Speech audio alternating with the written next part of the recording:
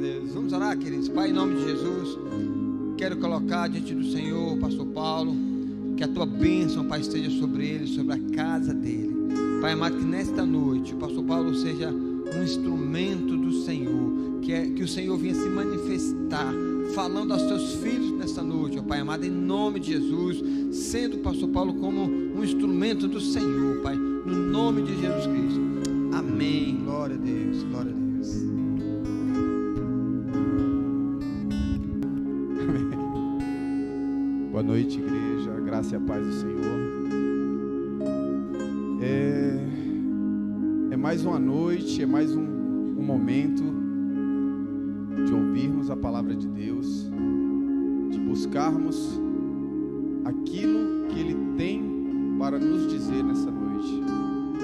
E eu confesso para os irmãos que para mim hoje eu vejo como um momento especial, porque quando você vai à casa do Senhor, quando você tem forças para se levantar, para sair da sua casa, para vestir ali uma roupa, se preparar e vir ao templo do Senhor, isso é uma bênção, porque nós nos esquecemos de quantos irmãos e irmãs estão nesse momento num leito de hospital, estão nesse momento prostrados em uma cama, e muitas vezes nós não nos damos conta da bênção e da graça do Senhor nas nossas vidas, nas pequenas coisas. Amém? Gostaria de orar com os irmãos.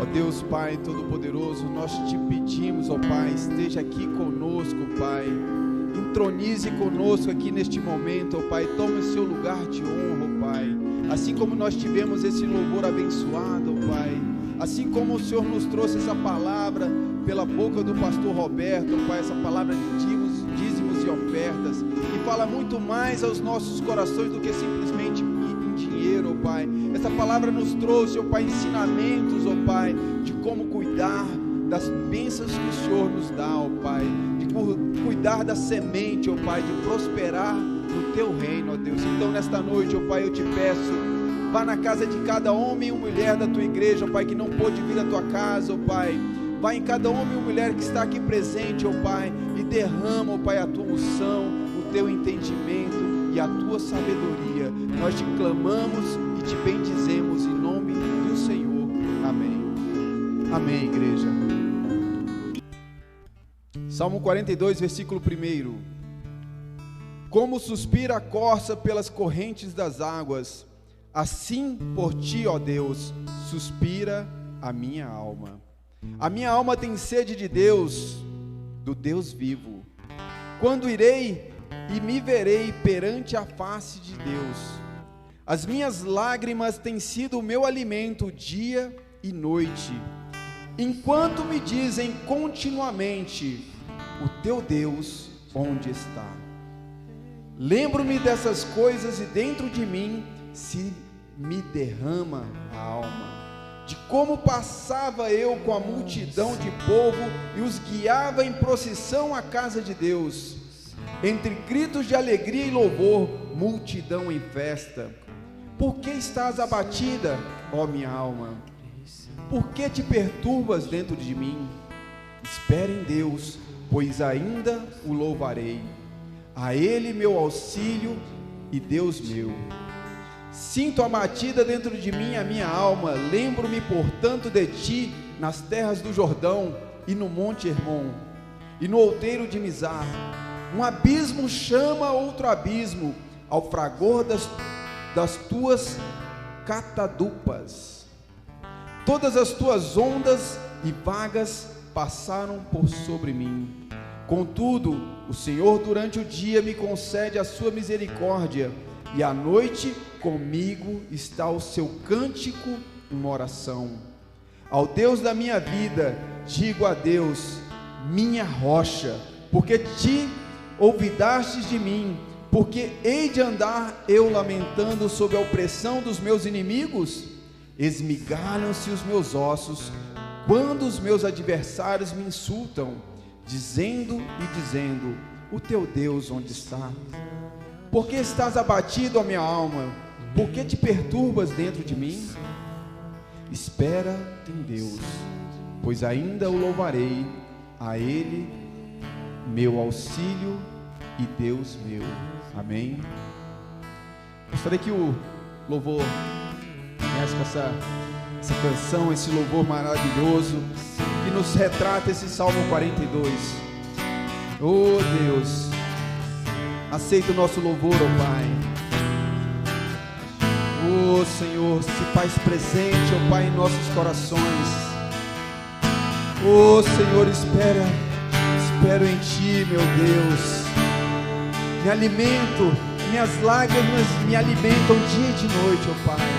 Mas espero no Senhor. Assim como a costa anseia por água, como terra seca precisa da chuva, meu coração tem sede de Ti, Rei meu, Oh Senhor, e Deus meu. Faz chover, faz chover, faz chover, oh Pai.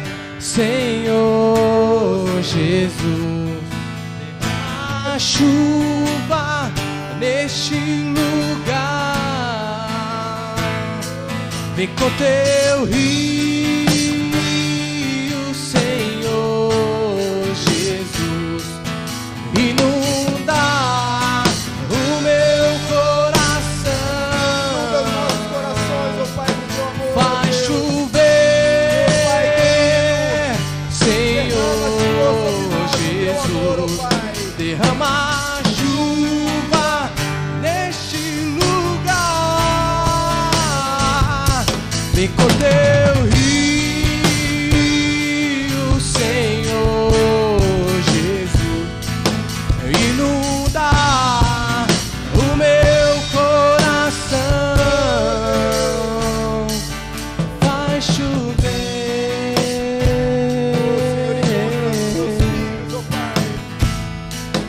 faz chover, Senhor Jesus, faz chover, Senhor Jesus, faz chover,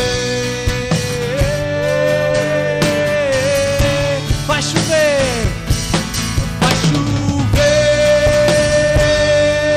Senhor Jesus, derrama chuva neste lugar, vem com Teu rio, Senhor Jesus, inunda o meu coração, faz chover, Senhor Jesus, derrama chuva neste lugar, vem com Teu rio, Abre tua boca, igreja. Senhor Jesus, Recebe essa chuva, dessa bênção. inunda o Inunda, meu Senhor, coração, Pai. faz chover, Nós precisamos de Ti, Senhor oh Pai. Jesus, derrama chuva neste Derrama, Pai. Derrama, lugar, Pai. Mais de Ti, vem com Senhor. Teu rio, Senhor Jesus, inunda o meu coração, faz chover, Chover, oh Pai. Chover, Senhor. faz chover, Tem piedade de nós, oh Pai. Tem misericórdia, Senhor. Derrama as Tuas bênçãos, Pai. Sem Ti nós não somos nada, oh Pai. Sem Ti nós somos terra seca, Pai. Sem Ti nós somos deserto desolado, oh Pai. Tira todo espírito de depressão, oh Pai, de amargura, Senhor, de tristeza, Pai. Tira tudo que não provém de Ti, Senhor. Faz do nosso coração um terreno fértil para Ti, oh Pai. terras férteis, ó Pai, terras inundadas com o Teu poder, o Teu amor e a Tua unção, Pai querido. Nós precisamos mais de Ti, Senhor.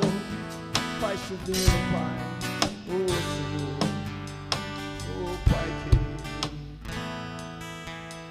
Deus. Muito bom, hein? Unção divina neste lugar. Nosso louvor aí, 1, 2, 3, tem o quarto ali, né? 4 pessoas são suficientes para trazer a presença do Deus vivo à nossa casa. Se forem 3, é suficiente. Se forem 2, é suficiente. Se for só uma voz clamando, mesmo que seja a minha voz desafinada, é suficiente. Porque enquanto há um coração voltado a Deus, Deus ouvirá o clamor. Amém, igreja? Estou agradecido. De louvor maravilhosa. Irmãos, esse salmo, ele é um salmo que ele é uma obra poética. Ele é um poema, né? Minha esposa ali, letrada, né? Um poema. Mas ele é um poema muito diferente. É um poema que fala de tristeza, um poema que fala de alegria, é um poema que fala de fé, é um poema que fala de falta de fé. O salmista, quando ele traz esse salmo para nós, ele derrama uma imensidão de sentimentos nessas frases. Se nós pudermos ver lá no primeiro versículo, como suspira a corça pelas correntes das águas, assim por ti, ó Deus, suspira, ó minha alma. Que coisa maravilhosa. Uma corça, um animalzinho indefeso ali, tão frágil, se ele não tomar água ali, ele morre muito rápido. E assim como aquele animal, o salmista traz para ele essa dependência da presença de Deus na vida dele. Esse salmo, ele traz essas emoções de conflito, misturando-se a tristeza e a alegria, o medo e a fé, entre a dúvida e a devoção. Se nós pegarmos ali o segundo versículo, a minha alma tem sede de Deus, do Deus vivo. Quando irei e me verei perante a face de Deus? Quando iremos estar na frente da face de Deus? Esse anseio intenso pela comunhão de Deus é o que o salmista traz, esse sentimento de dependência total da presença de Deus na vida dele. E ele vem trazendo um turbilhão de emoções aí. Ele fala no versículo 3 que a tristeza alimentava ele. Eu digo que ele até fez um regime ali, que ele não comia mais, pois o corpo dele começou a se alimentar da tristeza, das lágrimas. Ele traz no versículo 3: as minhas lágrimas têm sido o meu alimento dia e noite, enquanto me dizem continuamente: o teu Deus onde está? Hoje o mundo aponta o dedo para nós, principalmente nós que somos evangélicos, e fala: cadê os milagres? Pastor pegou Covid, pastor morreu, o membro morreu, o membro pegou Covid. Onde estão os milagres do Senhor na igreja? Pois eu digo a essas pessoas que nos apontam os dedos: os milagres do Senhor estão onde sempre estiveram debaixo da mão de Deus, e Ele derrama essas bênçãos, esses milagres, aonde Ele quer, da forma que lhe apraz. Não porque eu dou uma ordem ao Senhor. Quem sou eu, quem somos nós para ordenarmos alguma coisa ao Senhor? Não, Ele derrama as bênçãos dele da forma que ele quer, do jeito que ele deseja. As bênçãos do Senhor não são negociadas. Deus não me abençoa porque eu coloco ali no gasofilácio a minha semente. Deus não me abençoa porque simplesmente eu venho aqui pregar a palavra de Deus, estou fazendo o meu papel, estou salvo. Não. Deus me abençoou por um conjunto maior de qualidades que o crente tem que ter na vida dele. É um pacote completo. Eu não posso ser só dizimista, eu não posso só ser quem ajuda, eu não posso só ser quem prega, eu não posso ser só quem vai lá e evangeliza. É um pacote fechado. Nesse pacote está o meu coração e o seu coração. Nesse pacote estava o coração de Davi, o homem segundo o coração de Deus. E nesse versículo é expresso que a tristeza já está consumindo a vida dessa pessoa, já está alimentando, provavelmente ele está passando um período de abstinência alimentar. Quantas pessoas aí já não perderam a fome por uma depressão, por uma insatisfação, por um problema familiar, por um problema conjugal? Quantas pessoas já não perderam a vontade de se levantar e ir para a igreja porque estão com problema? E eu falo isso porque eu vivi essa realidade há bem pouco tempo. Eu, como milhares aí de pessoas no Brasil, como milhões no mundo inteiro, fui acometido desse mal, dessa doença do Covid, e não conseguia sair da cama. E alguns momentos eu lutei comigo mesmo, e chegou um momento que eu falei: meu Deus, me leva, não aguento mais, me leva, Senhor, não aguento mais. Foram mais de 20 dias doente, onde também a minha mente adoeceu, onde também irmãos e irmãs se uniram em oração pela minha vida, onde a minha esposa pagou um preço em oração, em cuidado. Oh Senhor, no versículo 4 ele traz que: lembro-me destas coisas e dentro de mim se derrama a minha alma, de como passava eu com a multidão de povo e os guiava em procissão à casa de Deus. Para mim, claramente, esse versículo fala de uma festa, de um momento,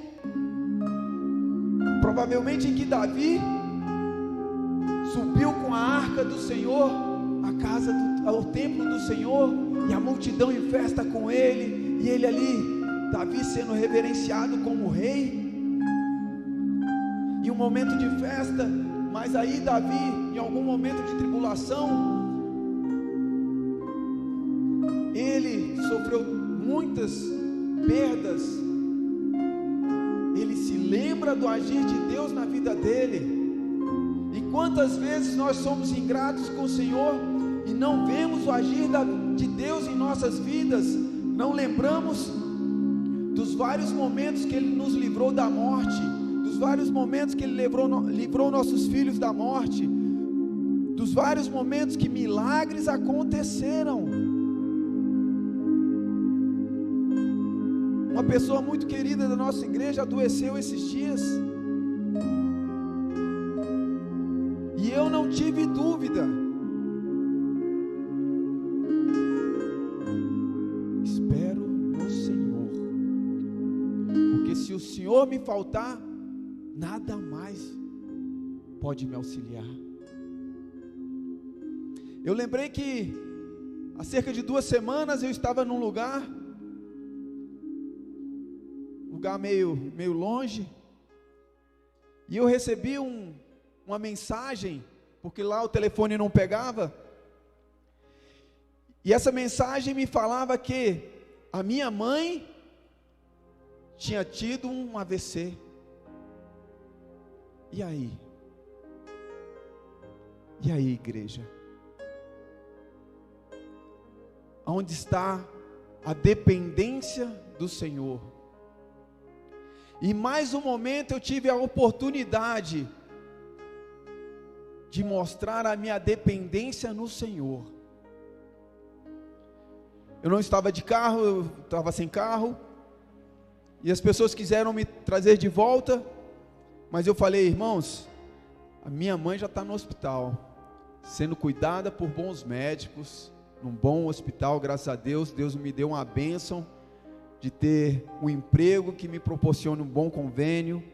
Minha mãe já tinha sido hospitalizada, e eu falei para o meu amigo o seguinte: não se preocupa, eu vou fazer a melhor coisa que eu posso fazer, porque eu sair daquele lugar e ir ao encontro da minha mãe não ia resolver. Ela estava no hospital, isolada, porque também estava com Covid, e eu fiz o melhor que eu podia fazer. Eu entrei num quarto, fechei a porta, me ajoelhei e conversei com Deus. Eu conversei, eu clamei ao Senhor e disse: Senhor, age na vida da minha mãe, eu confio em Ti. E se eu não puder mais ver a minha mãe, porque corri o risco de, assim como milhares no Brasil, que tiveram os parentes, seus entes queridos indo para o hospital, e não puderam mais nem tocar nos seus entes queridos, eu corri esse risco, e eu falei: Senhor, se o Senhor levar a minha mãe agora a recolher no seu seio, eu confio no Senhor, porque o Senhor sabe o que é melhor para mim, para ela. E eu fiz a única coisa que eu podia fazer, orei e clamei ao Senhor. E logo quando nós voltamos, no outro dia, eu fiz mais uma coisa que era o que eu podia fazer. Movimentei os irmãos em oração, em corrente de intercessão. E no segundo dia, a minha mãe teve alta daquele hospital, que deu entrada com AVC, e ela saiu sem sequela nenhuma. Os médicos se perguntaram, falaram um com o outro: nós não sabemos o que aconteceu, porque ela deveria sair com algum problema. Ela teve um AVC, ela não teve uma gripezinha, ela teve um mal que acomete milhões, que no mínimo saem com a sequela, com a paralisia, com um problema neurológico. E a minha mãe saiu sã e salva, porque eu confiei e esperei no Senhor. Amém? Então, irmãos, eu estou contando esse testemunho que para mim é um milagre vivo que aconteceu. E agora eu não vou apontar o dedo para quem acusa a igreja, mas eu vou falar: os milagres continuam acontecendo. Basta você ter os olhos espirituais e o discernimento, e a humildade e a gratidão de ver e de reconhecer. Amém?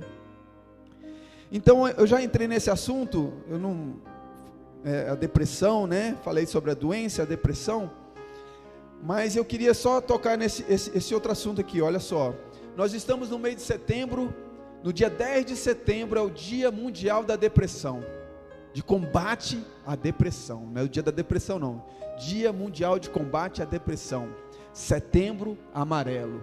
E aí eu te pergunto: crente tem depressão? Tem.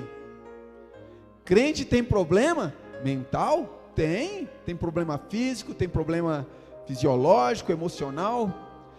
E a depressão era tida como o mal do século. Hoje é o Covid. Está disputando aí, né? E eu queria falar um pouco sobre isso. Humanamente, o homem procura formas de aliviar o sofrimento da alma, a dor da alma.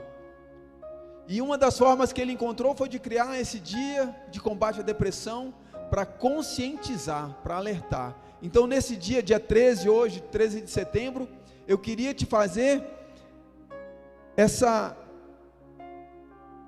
eu queria te trazer essa notícia, porque combata você também a depressão. A depressão é uma porta que o diabo abre na sua mente, na minha mente, para fazer um estrago. Porque quando um pai de família entra em depressão e depois ele se autoextermina, eu falo autoexterminar, né, pastor Marcelo que é bombeiro, nós não falamos em suicídio, palavra feia, nós falamos em autoextermínio. Não sei se muda muita coisa, né? Mas a depressão, que é a tristeza da alma, que traz ao autoextermínio, ela pode ser de natureza fisiológica,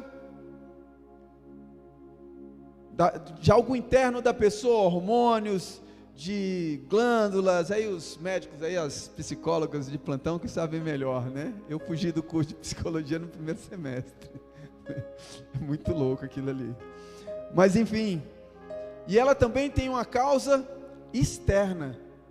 A causa externa são justamente as pressões que o Salmo 42 nos traz, pressões do mundo apontando os seus erros, o mundo apontando os seus defeitos, o mundo falando, ué, você não é o crente? Onde está o seu Deus? E muitas vezes a pessoa vai se sentindo oprimida, coração dilacerado, e ela vai entrando nessa roleta russa da depressão, e as coisas só vão piorando. Eu queria trazer só para os irmãos um lembrete, como eu falei do dia 10 de setembro, desse dia de combate ao autoextermínio, aí, ao suicídio, que pode começar com a depressão. Queria trazer um alerta para os irmãos, de alguns sintomas, para que o irmão aí em casa verifique, e se você está com alguma dessas coisas, procure ajuda médica, procure ajuda clínica, procure ajuda espiritual, mas procure um amigo, não morra sozinho.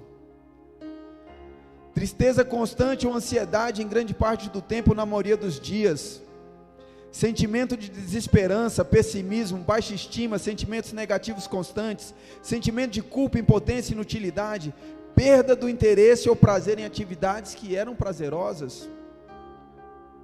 Relacionamento aí com a esposa, com o cônjuge, é um desses. Insônia, ou dormir demais, perda de energia, fadiga, agitação que não pode ser controlada, falta de apetite, perda de peso ou come muito. Lembram lá do Salmo? As lágrimas alimentavam, a tristeza alimentava. Inquietação, irritabilidade, mau humor, nunca se sente relaxado ou bem disposto, dificuldade de concentração, lembrar as coisas, tomar decisões, pensamentos negativos, ansiedade constante que não acaba, preocupação extrema com coisas pequenas, isolamento social por causa da dificuldade de ter uma simples conversa, problemas com alcoolismo ou colapso nervoso. Nos cristãos, os cristãos sentem culpa por muitas coisas, porque eles acabam trazendo os apontamentos do mundo para a sua vida e começam eles próprios se punir e se culpar. Quando um irmão fala que não quer ir para a igreja, irmão, vigia, irmã, vigia, porque se você sentia prazer em ir para a igreja em algum momento da sua vida e começa a não sentir prazer, a porta da depressão está se abrindo na tua vida. O crente não está imune a essas coisas. E eu queria trazer só para ilustrar para os irmãos a vida do Saul, o primeiro rei de Israel, que Davi sucedeu. Saul era um homem belo, de alta estatura, obediente, pois em um determinado momento o pai fala, olha, vai lá procurar uns jumentinhos. Ele sai com um servo, e ele procura um servo, que em determinado momento o servo financia com algumas, se eu não me engano, com um quarto de ciclo de prata, a ida deles no profeta, para levar-lhe uma oferta para o profeta. Ou seja, ele sabia escolher com quem andava. Só que muitas vezes a gente só pensa que Saul era um homem louco, mas Saul tinha muitas qualidades. Tanto é que foi por isso que ele foi escolhido para ser rei de Israel. E Saul, ele chega ao profeta, e o profeta fala, você será rei sobre Israel. E o profeta unge a Saul, e Saul já logo ali, ele começa a demonstrar uma debilidade do caráter dele, uma fraqueza emocional.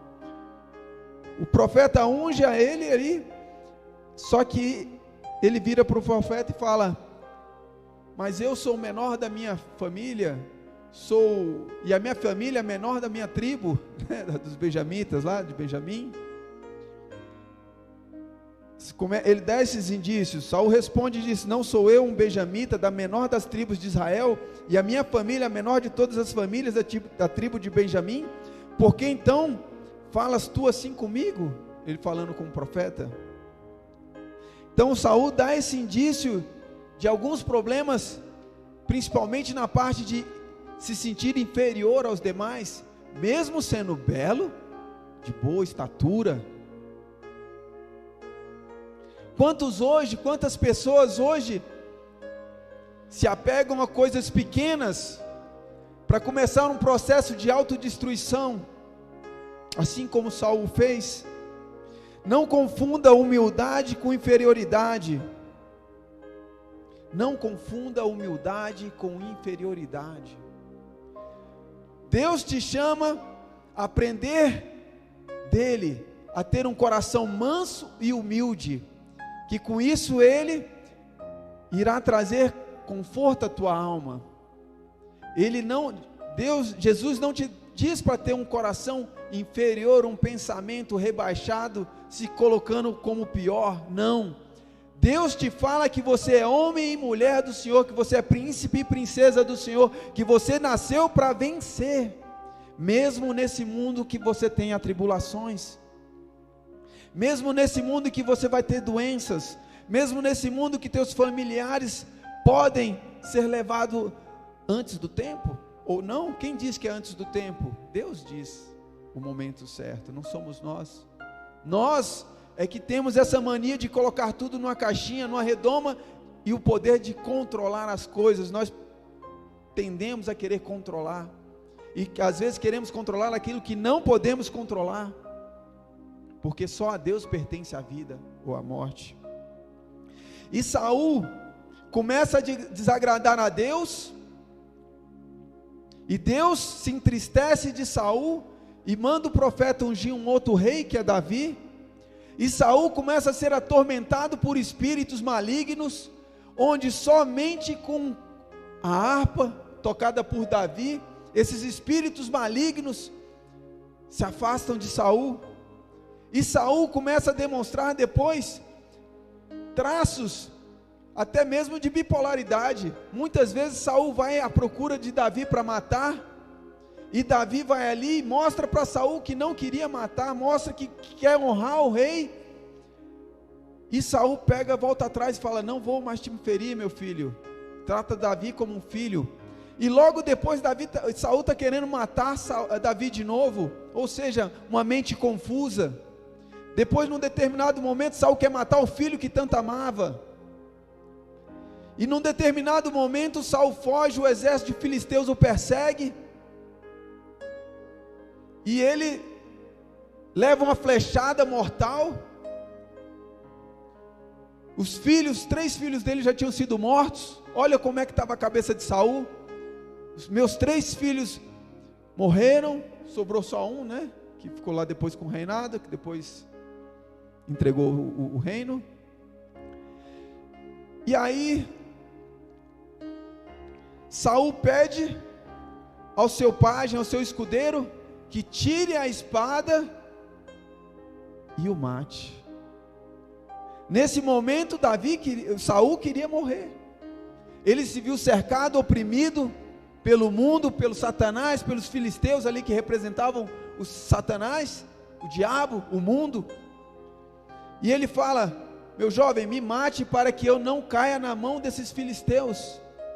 Ele demonstra um comportamento egoísta, um comportamento que ele não acreditava que Deus estava agindo mesmo naquele momento.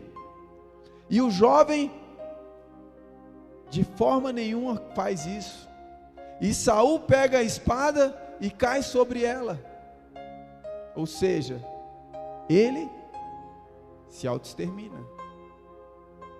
E o jovem, olhando aquilo, vem o pensamento de morte dele e fala: ué, se o rei, que é o rei, fez isso, que será de mim na mão dos filisteus? E ele pula em cima da ponta da espada e morre também, os dois ali enfincados na espada. Que cena triste. Tanto é que Davi, depois, quando sabe disso, ele rasga suas vestes e pranteia novamente. Então, irmãos, a depressão que Saul provavelmente já tinha, trazia a ele demônios, pensamentos do maligno que flechavam a mente dele dia e de noite, onde ele buscava o auxílio do Senhor através da harpa de Davi. E você hoje, meu querido, meu amado, minha amada, na sua casa ou aqui na sua igreja, porque eu acredito que a palavra de Deus, se eu estou pregando essa palavra, porque ela vai encontrar morada no coração de alguém. Alguém precisa ouvir isso hoje, talvez eu.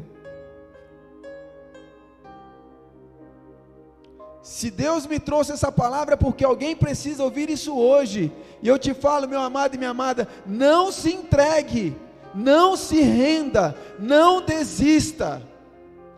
A situação está difícil? Ore ao Senhor. A situação está insuportável? Ora ao Senhor. A opressão está te matando, esmagando os seus ossos? Ora e clama ao Senhor, amém? A vontade é de morrer? Clama ao Senhor. Para cá, estou fugindo da câmera? Clama ao Senhor. Eu e minha esposa somos assim, a gente tem que ser aquela câmera móvel, né? Enfim, e a Bíblia nos traz diversos homens e mulheres que tiveram um espírito de depressão, de pensamentos de autoextermínio na vida deles. Moisés foi um desses que pede a Deus que risque o nome dele. Jó fala que maldito o dia em que ele nasceu. Noemi, Saul, Davi, o próprio Davi. E eu queria trazer aqui, rapidamente para terminar, lá em 1 Reis 19, ele traz o episódio onde o profeta Elias é acometido de depressão. Logo, alguns trechos anteriores ali, o profeta vai lá e extermina os profetas de Baal. O fogo cai, consome o sacrifício, a lenha, a água, tudo. E o profeta, ao invés de se vestir ele desse superpoder ali que Deus tinha agido na vida dele, ele entra num processo de autodestruição, porque ele estava sendo ameaçado de morte por Jezabel. Temendo por sua vida, ele foge para o deserto e se refugia debaixo de um pé de zimbro, né? E no versículo 4, Elias pede a Deus o que? Ele chega, foge para o deserto, né? Olha aí mais um psicólogo ali. Olha mais um traço da depressão. Ele foge para o deserto. A pessoa que não está bem, ela assim como o animal que está doente, geralmente ele se afasta do rebanho e morre sozinho. Não morra sozinho, porque Deus não vai te desamparar nunca. Não sou eu, nem os outros pastores não, porque a gente é homem e é falho, mas Deus não te desampara. E o Elias, ele vai para baixo dessa árvore, e ele vai orar ao Senhor e fazer as pazes com Deus e resolver o problema? Não. Ele fala com o Senhor: já basta, ó Senhor, toma agora a minha vida, pois não sou melhor do que meus pais. Só que vem um anjo e ministra na vida do profeta. Vem um anjo que traz uma palavra para que ele se alimente, e ele se alimenta e descansa, e depois disso ele caminha 40 dias e chega onde Deus queria que ele chegasse. Então nesta noite, meu querido, minha amada, meu amado, se levanta. Nesta noite tem um anjo próximo a você. Nessa noite a minha voz, que eu espero que entre no teu coração com a flecha do Senhor, te dizendo que não morra sozinho, se alimente, não se alimente de lágrimas, de tristeza, se alimente de alegria, porque a alegria do Senhor é a nossa força.